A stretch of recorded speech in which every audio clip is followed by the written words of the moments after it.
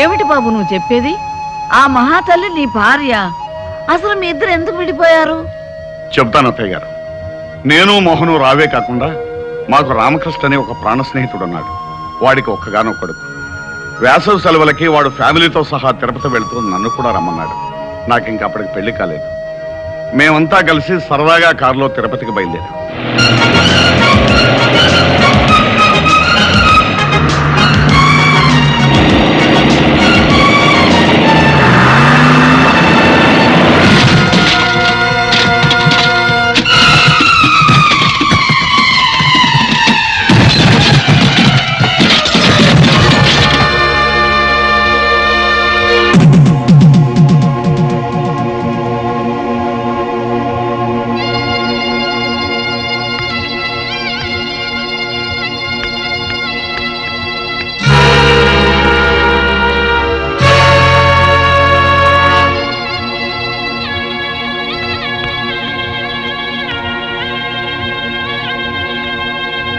పెళ్ళయిన తర్వాత 1-2 సార్లు ప్రమీలతో విషయం చెప్పాలని ప్రయత్నించాను. కానీ అప్పటికే నా మీద అనుమానం పెంచుకున్న ప్రమీల నాకు వేరే ఆవిడికి సంబంధం ఉందని, ఆ సంబంధం వల్లే ఈ కుర్రాడు పుట్టాడని నాతో గొడవ పడింది. ఎంత చెప్పినా వినకుండా యక్ష ప్రశ్నలు వేసి వేధించి చివరికి నాతో తెగదెంపులు చేసుకుని నన్ను ఇంట్లోంచి పంపేసింది. ఇక నువ్వేం చెప్పక్కర్లేదు బాబు, మాకంతా అర్థమైపోయింది. విడిపోయిన మీ కుటుంబం కలవటం కోసం నువ్వు ఏ నాటకం ఆడినా మేమంతా తలా ఎంత సాయం చేస్తాం. చాలా సంతోషం అత్తయ్య. అమ్మ రాణి, అక్క దగ్గరికి వెళ్దాం పద.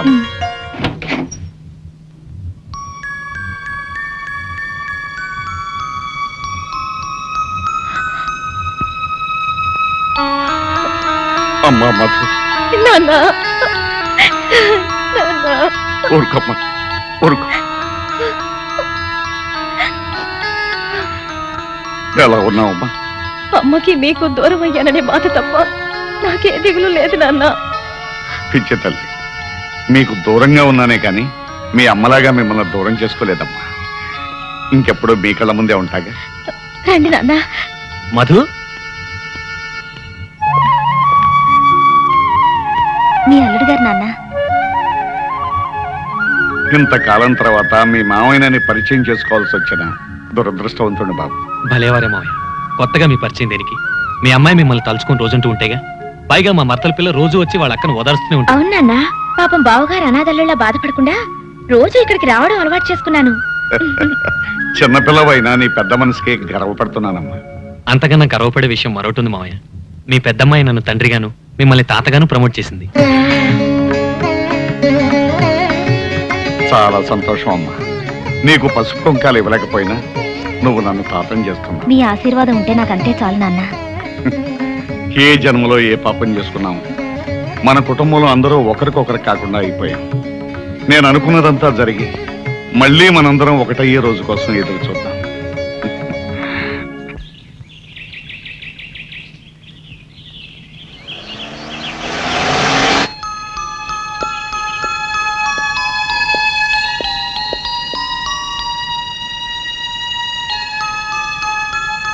నన్ను చూడగానే నిన్న చాలా షాక్ తిన్నావనుకుంటాను. లేదు, షాక్ నటించాను. నటించావా? ఎందుకు? అవును, జరగాల్సిన శోభనాన్ని ఆపటానికి. సరే, ఇప్పుడు ఏ విషయం మాట్లాడడానికి నన్ను పిలిపించావు? మన విషయం. మనం? ఆ 2 అక్షరాల పదము ముక్కలై ఇప్పటికి 18 ఏళ్ళయింది. సంవత్సరాలు బాగానే గుర్తుంచుకున్నారు. నేను ఇప్పుడు వచ్చింది ఆ ముక్కలు అతికించుకోవడానికి కాదు. నీకు అంత మంచి బుద్ధి వస్తుందని నేను అనుకోలేదు. బుద్ధి లేనిది నాకు కాదు, మరో ఆడదానితో అక్రమ సంబంధం పెట్టుకుని కట్టుకున్న దాన్ని కన్న బిడ్డల్ని వదిలి వెళ్ళిన మీకు. నేను వెళ్ళలేదు, నువ్వే తరిమేశావు. ఆనాటి కక్ష తీర్చుకోవడానికేగా ఇప్పుడు మీ కొడుకు నా మీద ప్రయోగించారు. ప్రయోగం చేసింది, ప్రయోజకుడు దొరికాడని పెళ్లి చేసింది నువ్వు. తెలియక చేశాను. అది జరగకూడని పెళ్లి. కానీ జరిగిపోయింది. దానికి నన్నేం చేయమంట? వరస కాని వాళ్ళిద్దరి మధ్య శోభనమనే మరో దారుణం జరగకుండా మీ అబ్బాయిని విడాకులు ఇమ్మనండి. మీతో పాటు దుబాయ్ తీసుకువెళ్ళండి. వరస ఎందుకు కాదో వాడికి నువ్వే చెప్పు. అంటే 10 మందికి తెలిసేలా మీరు నా భర్తాన్ని నా నోటితో నేనే చెప్పాలంటారు. పోనీ నన్ను చెప్పండి, నేనే చెప్పేస్తాను. నో, అది నేను భరించలేను. అంటే నన్ను భర్తగా అంగీకరించడానికి నీకు నామోషిగా ఉందన్నమాట. అది ఒక శాపంగా భావించి ఏనాడో మిమ్మల్ని మర్చిపోయిన నేను ఈనాడు మిమ్మల్ని మళ్ళీ భర్తగా అంగీకరించలేను. అయితే వాళ్ళ బంధాన్ని ఒప్పేసుకో. చిచి, కన్నబిడ్డకు అనాచారం జరగబోతుందని తెలిసి కూడా మీరు ఇలా మాట్లాడుతున్నారే, మీకు సిగ్గు కాలేదు? అనాచారం గురించి నువ్వు మాట్లాడుతున్నావా? ఇల్లరికి మొగుడను చులకం చేసి ఇంటి నుంచి గెట్టేయడం అనాచారం కాదు. కన్న కూతురికి కళ్ళెదురుగా ఉన్న తండ్రిని గురించి చెప్పకుండా తండ్రిని బిడ్డని వేరు చేస్తున్నావే, అది అనాచారం కాదు. ఇంత జరిగిన తర్వాత ఇప్పుడు ఈ శోభనం గురించి వెనకడతావెందుకు? ఆ పాపం కూడా నువ్వే మూట కట్టుకో. ఇది ఘోరం. నువ్వు ఇక్కడ ఇలాగే మాట్లాడుతూ కూర్చుంటే అక్కడ వాళ్ళిద్దరూ మరో ఘోరానికి సిద్ధపడతారు. అర్జెంటుగా వెళ్ళు. చిచి. రాణి, పిలిచావా మమ్మీ? అసలు నీకు బుద్ధిందా? అంత పాటలేంటి, గంతులేంటి? అదేమిటి మమ్మీ, ఆయన నా భర్తేగా. భర్త లేదు, బీరకాయ లేదు. ఈ క్షణం నుంచి నువ్వు అతనికి దూరంగా ఉండాలి. ఎందుకు ఉండాలి? నేను చెప్తున్నాను కాబట్టి. ఏమిటి మమ్మీ, అతన్ని పెళ్లి చేసుకోమన్నా చేసుకున్నాను, శోభనానికి రెడీ అవ్వమన్నా సరేనన్నాను. ఇప్పుడు ఇంత దూరం వచ్చాక అబ్బా, ఇంతవరకు జరిగిందేదో జరిగింది. ఇక మీదట ఏమి జరగకూడదని చెప్తున్నాను. కారణం ఏంటి మమ్మీ? అతని జాతకం మంచిది కాదట. 1 నెల రోజుల్లోగా శోభనం పెడితే అతని ప్రాణగండం ఉందట. అలా అని ఎవరన్నారు? నేను. ఏమిటే ఆరాలు తీస్తున్నా? వారాలు అలా అని ఓ పెద్ద పంతులు గారు చెప్పారు. పిలుస్తున్నాడు మమ్మీ. ఏమిటి అలా గింజుకుంటున్నావు? పాపం, నేను దగ్గర లేకపోతే తను ఉండలేడు మమ్మీ. ఉండలేకపోతే ఊరేసుకుని చావని. ఏం చెత్తగారు, మంచి మూడ్ లో ఉండగా నా మిస్సెస్ ని పిలిచి ఊరులు చావడాలు అంటున్నారేంటి? నేనంటున్నది ఊర్లో చావడాల గురించి కాదు, మా అమ్మాయి కూరలో చావడాల గురించి. నిజం చెప్పకుండా ఈ డ్రామాలు ఏమిటి మమ్మీ? వివేక్, 1 నెల రోజుల దాకా మన శోభనం జరగకూడదని, జరిగితే నీకు ప్రమాదం అని ఎవరో పంతులు గారు చెప్పారట. ఎవడా పంతులు? గొంతు నువ్వు చంపేస్తా. అయినా పెళ్లికి లేని ముహూర్తం శోభనానికి దేనికట? అదేమిటి అలా అంటారు? ఏ శుభకార్యానికైనా మంచి ముహూర్తం ఉండాలి కదా. నేను కూడా మంచి ముహూర్తం చూసే పెళ్లి శోభనం చేసుకున్నాను, కానీ మా ఆవిడ నాతో కలిసి లేదే. అయితే ఇప్పుడు వివేక్ మమ్మీ మీతో ఉంటో లేదా అంకుల్? ఏయ్ రాణి, మా డాడ్ మాట్లాడేది మా మమ్మీ గురించి కాదు, ఆయన వదిలేసిన మొదటి భార్య గురించి. ఆవిడ అంత డేంజరస్ లేడీయా ఓ వివేక్? డేంజరస్ అని నెమ్మదిగా అడుగుతున్నావేంటి? షీఈస్ అ డెవిల్. తప్పు బాబు, ఎంతైనా ఆవిడ నీకు తల్లి లాంటిది కదా. సాటి ఆడది కాబట్టి మీరు ఇలా రియాక్ట్ అవుతున్నారనుకుంటాను. అది కాదు బాబు, ఆవిడ నిన్ని బాధలు పెట్టుండకపోతే కట్టుకున్న భర్తను అలా వదిలేసి ఉంటుంది. మీరెన్నైనా చెప్పండి, ఆవిడ ఖచ్చితంగా గయ్యాళి మహంకాళి. Stop it! బాబు వివేక్, ఇప్పుడు రంభలాంటి నీ పెళ్ళాన్ని పక్కనుంచుకుని ఎప్పుడో నన్ను వదిలేసిన నా పెళ్ళాన్ని గురించి ఆలోచించడం అనవసరం, వేస్ట్. ఏమంటారు ప్రమీలాదేవి గారు? చూడండి, ఇప్పుడు మీరిద్దరూ కలిసి కాపురం చేయటం వల్ల వచ్చే ప్రమాదం లేదు, పేడ తట్టలేదు. మీకోసం సినిమా టికెట్లు తీసుకొచ్చాను. హ్యాపీగా సినిమా చూసి సంతోషంగా అలా అలా తిరిగిరండి. మంచి బట్టలు వేసుకెళ్ళండి. Thank you. Come on darling. Rani, వెళ్ళనివ్వండి ప్రమీలాదేవి గారు. అన్నీ వదులుకుని ఉండటానికి వాళ్ళు మనలాంటి వాళ్ళు కాదు కదా. అందరూ కలిసి నా ప్రాణాలు తీసేస్తున్నారు.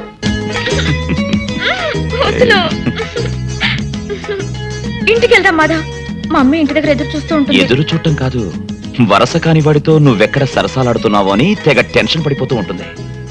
మనం అనుకున్నట్టు పెళ్లి జరిగిపోయింది కదా, ఇంకా ఎందుకు ఈ వేషం? మా మమ్మీకి అంతా చెప్పేద్దాం మాధవ్. వద్దు రాణి, ముందు మీ అమ్మ నన్నుగా ఒప్పుకోవాలి. ఏంటి చెల్లమ్మా, ఏంటి హడాడుగు తిరుగుతున్నావు? అన్నయ్య, రాణి సినిమాకి వెళ్ళింది కదా, 11 అవుతోంది, ఇంకా ఇంటికి రాలేదు. కుర్రకారు కదా, సినిమా అయ్యాక ఏ హోటల్గా వెళ్ళుంటారు. అవునవును, అన్నగారు చెప్పినట్టుగా ఎక్కడో ఎంజాయ్ చేస్తూ ఉండుంటారు. అదేంటండి, వాళ్ళు భోజనానికి వస్తున్నారని గారెలు కోడి కూర రెడీ చేస్తున్నాను. వదినా, గారెలు అబ్బాయి వాళ్ళు వచ్చాక వేడివేడిగా చేయనా, ఇప్పుడే చేసేనా? నీ ఇష్టం వచ్చినట్టు చేయమ్మా. మా వాడు ఆ రూమ్ ఖాళీ చేసినట్లేదు. బహుశా సినిమా అయిన తర్వాత అటు నుంచి అట్టే వెళ్ళి ఉంటారేమో.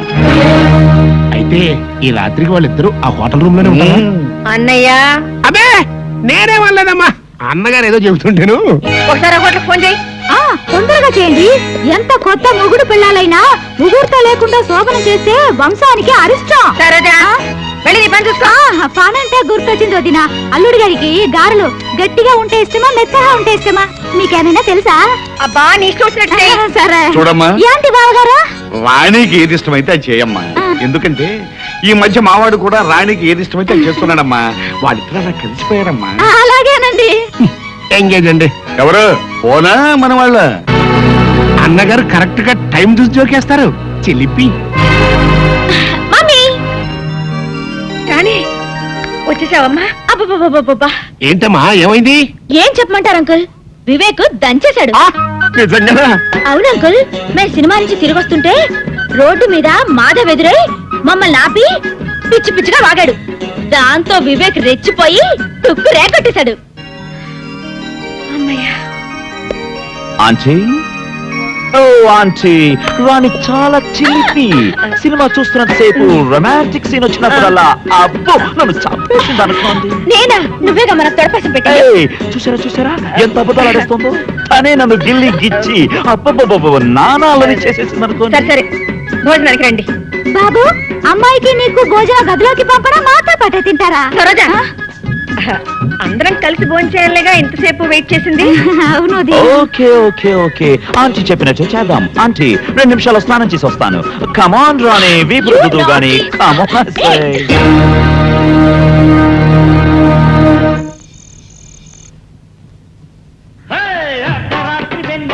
అందమైన మధ్యల తోసుకుందామా, శృతి చేసుకుందామా.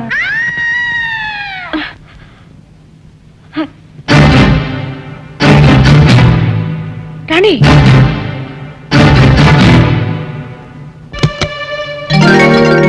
రాణి నీకు ఆచిన్ రాణి కావాలనుకుంటాను. నీకెలా తెలుసు? ఇదిగో. రాణి, నీకెన్నిసార్లు చెప్పాను నాకు చెప్పకుండా గదిలోకి రావద్దని? అది కాదు మమ్మీ. ఆంటీ, రాణిని నేనే ప్యాకాజానికి రమ్మన్నాను. అయినా మా గదిలోకి వచ్చి మమ్మల్ని డిస్టర్బ్ చేయడానికి మీరెవరు? నేను రాణికి జన్మనిచ్చిన తల్లిని. నాకు పిల్లనిచ్చిన అత్తగారు కూడా. కాబట్టే సాంప్రదాయానికి విరుద్ధంగా ఒకే గదిలో ఉండడం మా పద్ధతి కాదని చెప్తున్నాను. సారీ ఆంటీ, మీరే ఉద్దేశంతో మా ఫ్యామిలీ లైఫ్ అడ్డుపడుతున్నారో నాకు అర్థం కావట్లేదు. కానీ ఒక్క విషయం గుర్తుంచుకోండి, మీరు హెచ్చరిస్తే సరే అంటానికి నేను మీ ఫ్యాక్టరీ ఎంప్లాయీని కాదు, చట్టబద్ధంగా రాణిని పెళ్లి చేసుకున్నవాణ్ణి. అందుకే రాణి మీద సర్వాధికారం ఉన్న భర్తగా రేపే రాణిని తీసుకుని దుబాయ్ వెళ్ళిపోతున్నాను.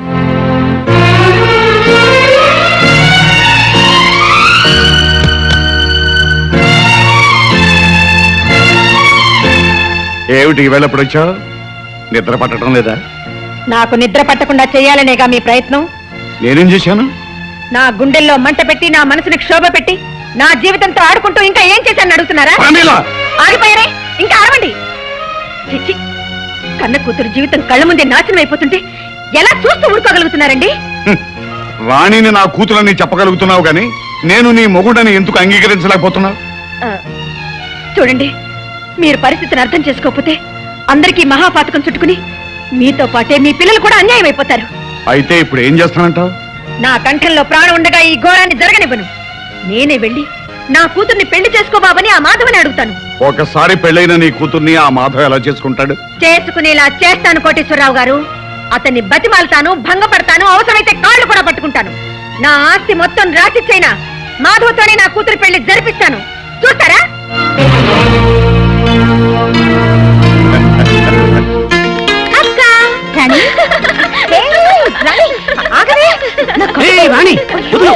అసలే మీ అక్క ఒట్టి మనిషి కూడా కాదు. బావా, ఇవాళ నాకు ఎంత ఆనందంగా ఉందో తెలుసా? ఏమిటే విశేషం? మాధవ్తో నా పెళ్లికి మమ్మీ ఒప్పుకుంది. నిజంగా? అవునక్క, మాట్లాడడానికి వాళ్ళ ఇంటికి కూడా వెళ్ళింది. కంగ్రాచులేషన్స్. థ్యాంక్ యూ బావా.